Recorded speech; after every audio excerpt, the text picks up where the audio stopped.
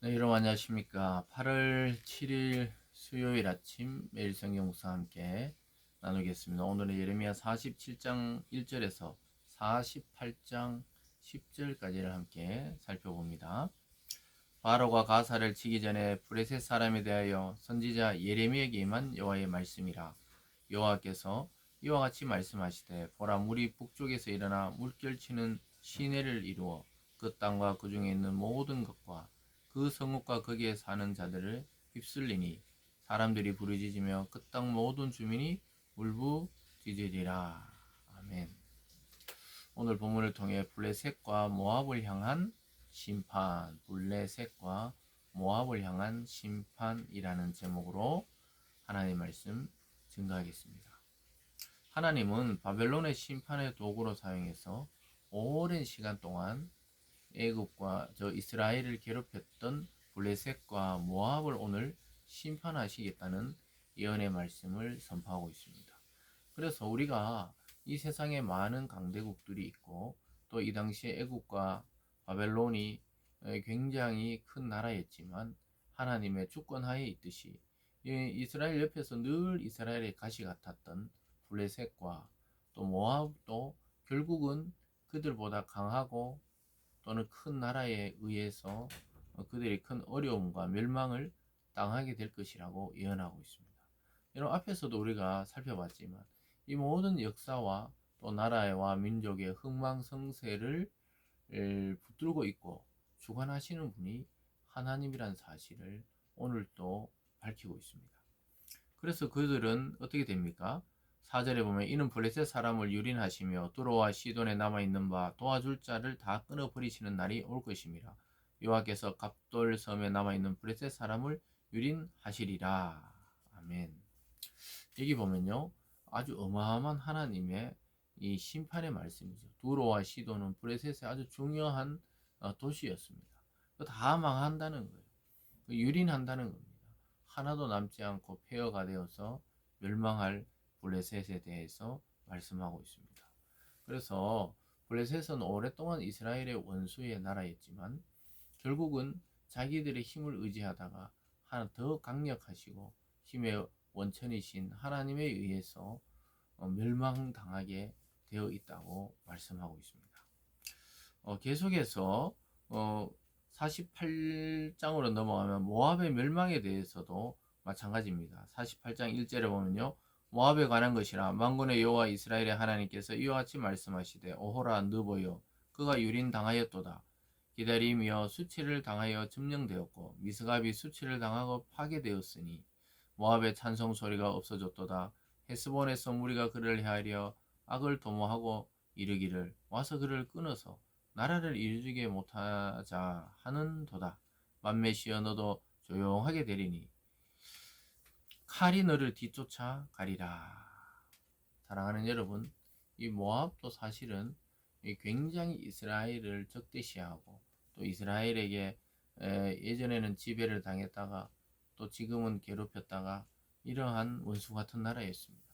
블레셋과 같이 이 나라도 하나님이 칼을 보내죠. 전쟁에 의해서 바벨론의 이 강한 군대에 의해서 짓밟히고 무너질 것에 대해서 예언하고 있습니다. 내려가 보면 계속해서 4절에도 모압의 멸망을 당하여 그 어린이들의 부르짖음이 들리는도다. 모압이 멸망당해서 어린이나 어른은 다 잡혀가고 다 죽게 되어서 어린이들의 울음소리만 있는 그런 나라가 되었다. 이 말은 멸망했다는 것이죠. 사랑하는 여러분, 블레셋이든 모압이든 하나님의 백성을 괴롭혔던 그 나라들의 최후는 하나님의 심판에 의한 멸망입니다. 여러분, 지금도 예수님 믿는 것과 또 교회가 우리나라는 좀 덜하지만 그렇지 않는 국가에서는 굉장히 이 핍박과 조롱과 멸시를 당하는 경우도 있습니다. 그리고 교회에 예배 드리는데 불을 질러서 수많은 사람이 죽기도 합니다. 정말 이 살아 있을 때 보면 또 우리가 활동할 때 보면 하나님이 막 전혀 등장하지 않는 것 같고 때로는 너무 우리를 방치하는 것이 아닌가 이런 생각하실 때도 있지만 사실은 하나님은 면밀하게 하나님의 시간표에 따라서 우리를 보호하시고 악한 자를 멸하시기로 되어 있습니다. 얼마 못 가서 악한 자들은 온 세상이 다 알아듣고 볼 수 있는 그런 방식으로 멸망하게 되어 있습니다. 이것은 역사적인 사실이고 성경적인 원리입니다. 그래서 악인의 형통을 부러워하지 말라고 성경은 말씀합니다. 아니, 저 악인들, 많은 사람을 괴롭히고 또 힘들게 하고 어렵게 했던 사람은 굉장히 오래 살고 잘 사는 것 같아 보이지만 하나님이 악인도 악인대로 두는 이유가 있습니다. 가장 적나라하게 나중에 보면요, 그의 악이 드러나게 하실 때가 있어요. 온 세상 사람이 손가락질을 하게 되고 수치스러워서 얼굴을 들고 다니지 못할 정도의 그러한 이 심판을 받게 되는 것이죠. 그래서 우리가 악인의 형통을 너무 불허할 필요가 없습니다. 이 모압과 블레셋은 이스라엘에 비해서 강대국이고 또 굉장히 잔인한 나라였지만 하나님의 심판 앞에서는 아무것도 아니었죠. 왜 멸망당하게 되었는지 설명합니다. 그 내려가면 7절에 내가 내 업적과 보물을 의뢰하고 너도 정복을 당할 것이요 그모스는 그의 제사장들과 고관들과 함께 포로되어 갈 것이라. 파멸하는 자가 각 성읍에 이를 것인즉 한 성읍도 면하지 못할 것이며 골짜기가 멸망하였으며 평지는 파멸되어 여호와의 말씀과 같으리로다. 이렇게 말합니다. 왜 그러냐면요, 너희들이 네 업적과 보물을 의뢰함으로 너도 정복당한다는 거예요. 그들이 쌓아왔던 역사적인 업적과 또 전쟁에서 탈취했던 그 보물들을 의지하고 또 그모스라는 그 신을 의지해서 우상 숭배에 깊이 빠져 있을 때 하나님은 그것이 너희의 심판의 원인이란 겁니다. 사랑하는 여러분, 하나님 외에 다른 것으로 하나님을 대처하려고 하면 멸망의 길을 가는 거예요. 결국은 우상 숭배에 깊이 빠져드는 그러한 현상일 뿐입니다.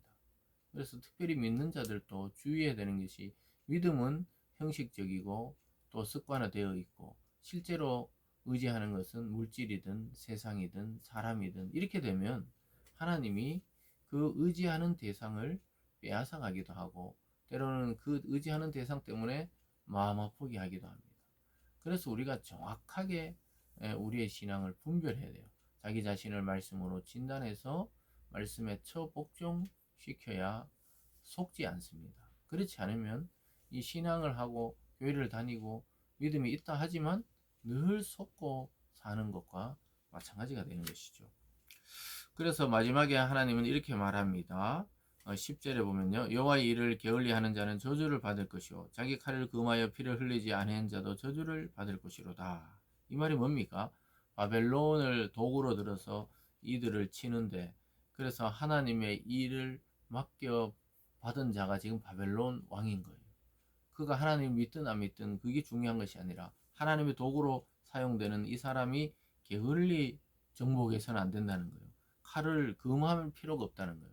피를 흘리지 아니하면 오히려 너가 저주를 받게 된다. 그러니까 철저하게 블레셋이나 모압이나 앞서서 우리가 애굽 이런 것들을 다 정리하라는 거예요. 그게 바벨론 느부갓네살 왕에게 주어진 하나님의 명령이었습니다. 그래서 이 바벨론이 등장하면서 정말 초토화됩니다.